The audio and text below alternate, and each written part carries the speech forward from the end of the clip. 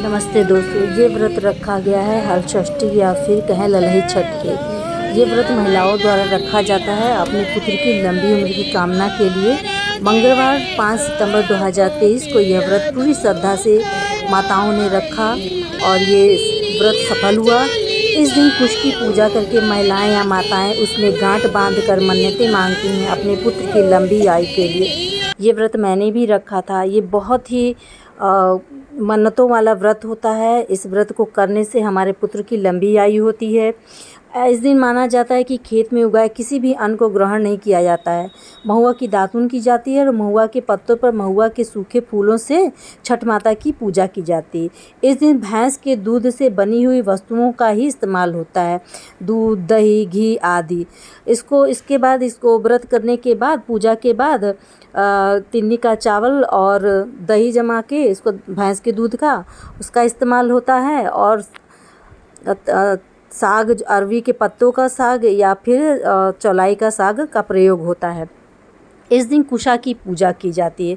कुशा बहुत ही पवित्र पौधा है। इसको एक घास के रूप में भी माना जाता है और इस दिन इस कुशा की पूजा करने से, इस पे गांठ बांधने से, मन्नतें मांगने से पुत्र की आयु लंबी होती है, पुत्र स्वस्थ होते हैं और हर मनोकामना पूर्ण होती हैं। तो माताएं इस व्रत की पूजा में इस कुशा का बहुत ही प्रयोग महत्व है। और पुराणों के अनुसार, शास्त्रों के अनुसार कुशा का हमारे पौराणिक मतलब हमारे धार्मिक दृष्टि से इसका बहुत ही महत्व होता है। इस तरह से मैंने इसको गमले में लगाया था। हम सभी ने, कुछ महिलाओं ने मिलकर यहाँ पर, माताओं ने मिलकर यहाँ पर पूजा किया। और ये देखिए, महुआ के पत्तों पर ही दही को महुए के फूल में और तिन्नी के चावल में मिलाकर इसकी पूजा की जाती है छठ माता की। फिर उसके बाद कहानी कहा जाता है और इस तरह से पूजा संपन्न होती है।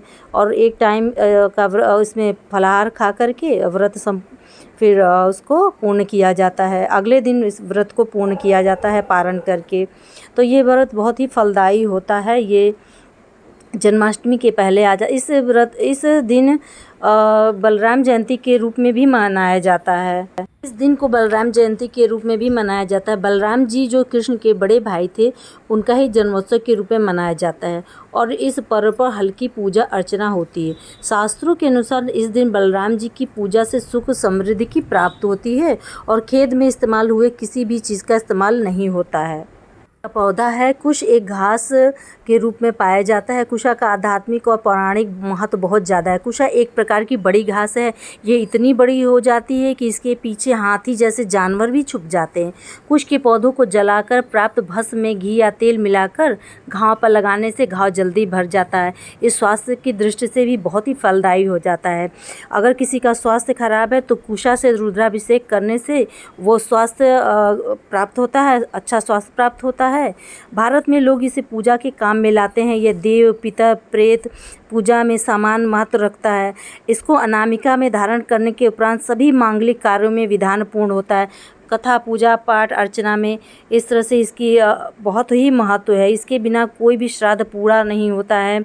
और पूजा पाठ में हम इसको उंगली में धारण करते हैं। ये घास के रूप में पाया जाता है। अगर ये घास जरा सी भूमि के अंदर रह जाए तो ये पौधे का रूप धारण कर लेती है। कुश का आध्यात्म के क्षेत्र में विशेष महत्व रखता है। कुश की पत्तियां नुकीली, तीखी और कड़ी होती हैं। धार्मिक दृष्टि से ये बहुत ही पवित्र समझी जाती है और इसकी चटाई पर राजा लोग भी बैठते थे, सोते थे। अर्थवेद में इसे क्रोधनाशक और अशुभ निवारक माना गया है। श्राद्ध, पूजा, कथा आदि कर्मों में कुश का उपयोग होता है। कुश से तेल निकाला जाता है, ऐसा कौटिल्य शास्त्र से पता चलता है। कुंडली में केतु की खराब स्थिति होने से भी व्यक्ति को जीवन में कई परेशानियों का सामना करना पड़ता है। ऐसे में इस ग्रह के बुरे परिणामों से बचने के लिए कुश का पौधा लगाना चाहिए।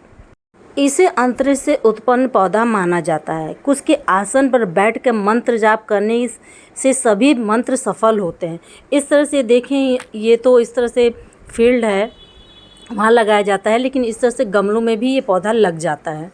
इसको लगाना बहुत ही शुभ माना जाता है और ये हलषष्ठी व्रत या फिर ललही छठ में इस व्रत की पूजा की जाती है और अपने पुत्र की लंबी कामना, उसका स्वास्थ्य के लिए माताएं इस व्रत को रखती हैं।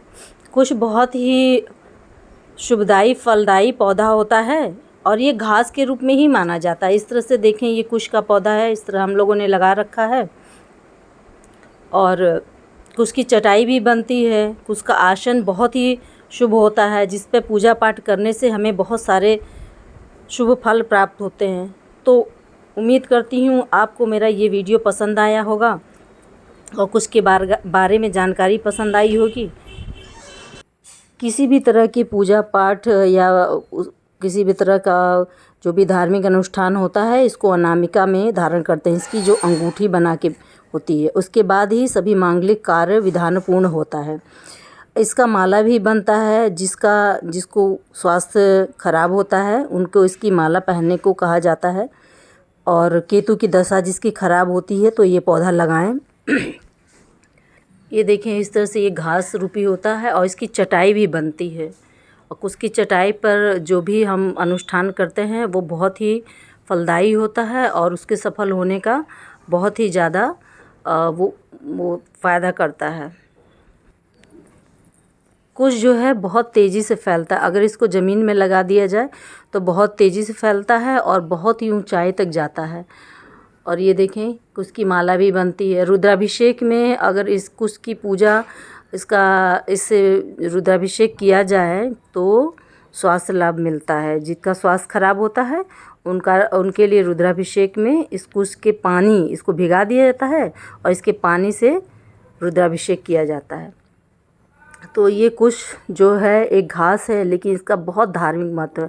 हमारे भारत देश में पौधों की भी पूजा की जाती है, तो अगर आप इसको लगा सकें तो इसको लगाएं। बहुत ही फ़ायदेमंद पौधा होता है, ये शुभ पौधा होता है और ये इस तरह के जो पूजा में काम आने वाले पौधे होते हैं उनको अपने घर पे ज़रूर लगाएं। तो दोस्तों, इस तरह से मैं उम्मीद करती हूँ आपको मेरा ये वीडियो पसंद आया होगा और प्लीज़ लाइक करें, शेयर करें, कमेंट करके बताएं। अगर आपको भी कुछ जानकारी है या फिर इसे घर में लगाते हैं कि नहीं, कुछ भी आपको हो तो प्लीज़ कमेंट करके बताएं और लाइक करें, शेयर करें। ओके दोस्तों, फिर नेक्स्ट वीडियो में मिलती हूँ एक नए टॉपिक के साथ। तब तक आप सब अपना बहुत ख्याल रखें और इस तरह के पौधों के बारे में जानें। इसका हमारे जीवन में धार्मिक महत्व क्या है, इसको जानना बहुत ज़रूरी होता है। इसकी साल में एक बार ही पूजा की जाती है, लेकिन इसका प्रयोग हमारे धार्मिक अनुष्ठानों में हमें पूरे साल भर बना रहता है। चाहे इसकी चटाई हो, चाहे इसका माला हो, चाहे इसका कुछ भी किसी भी रूप में इसका बहुत ही महत्व होता है। तो इस कुश की महत्ता के बारे में आज मैंने आपके साथ चर्चा किया है। तो दोस्तों, उम्मीद करती हूँ आप मेरे चैनल को सब्सक्राइब कर लिए होंगे। Okay friend.